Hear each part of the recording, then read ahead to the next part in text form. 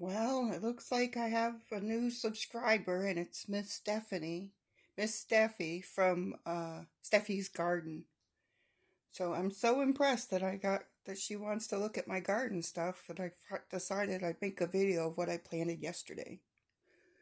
Having said that, these two milk jugs right in front of me were not planted today. Yesterday they were planted a while ago. This one got stuck outside. Then I realized it has to come inside because it wants heat. And there's that. And this one is left over. I don't think any of that stuff's going to grow, so I was just putting it in there to see what happens. And then let me grab the chair. I'm a little disabled, so I like to sit down and not.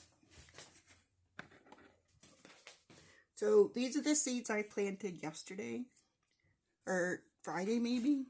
And I try to remember to put at least 2 tags in everything because it's easy to lose one, but usually 2 is harder to lose. So you can see these. I think it had lettuce and bok choy in it, and then I messed up and overseeded one over the other.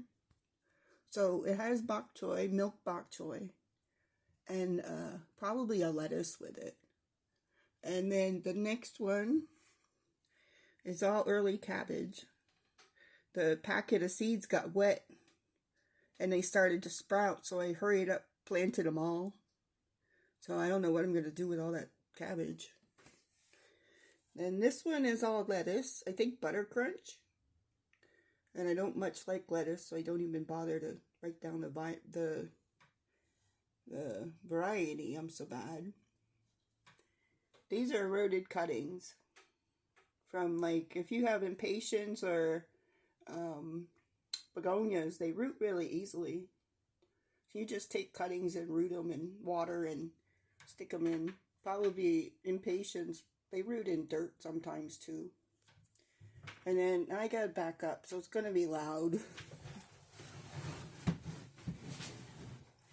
Okay. This is a tray. If I can get the house plants off it. This is a tray I planted yesterday or the day before. You could see the tags, I hope.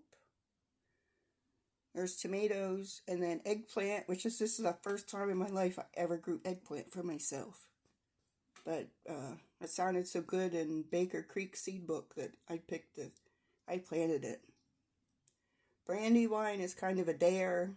Somebody said they wanted one, and I'm going to make sure I have some. So the Brandywine tomatoes are a lot. Excuse me. Vinedale peppers are mentioned in Ruth Stout's gardening books. So that makes them like from the 40s or 50s. Maybe 60s, but I think the 50s. And they're short season and they'll actually ripen. So that's one reason I'm doing it. This is zone 4 or 5, depending on what chart you use. So they have to mature pretty quick. There's this yellow Dr. Witch's yellow tomato from Baker Creek. And then there's basil, which I didn't ever grow very well.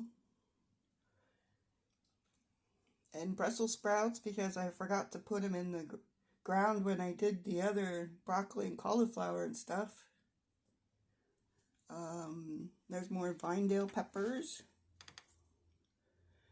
And then the Napa Chardonnay tomatoes from Baker Creek. They're a cherry tomato that's supposed to taste so good. So we'll see how those turn out. And okra, I don't know what variety it is, but I love okra. So hopefully I'll get some. Anytime I ever dealt with okra, it really didn't like being transplanted, but it did grow. So I have more okra and see what happens. Those plants back there are house plants. Maybe I'll make a video about my house plants eventually.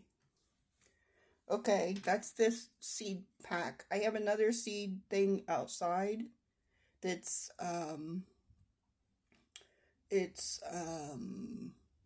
the ones that you winter sowed. There's 26 milk jugs full of seeds outside. I don't know how cold it is, but I might try and go outside and see if it's warm enough for me to tape a video of those two. Welcome to my station. I think I have 3 people that actually subscribe now. The icing on the cake was Steffi, Sister Steffi from Steffi's Garden. It's like, wow, she knows what she's doing. So I guess if she wants to subscribe to my channel, maybe I should put some of my stuff on it too. Okay, take care, everybody. Sorry this is so short.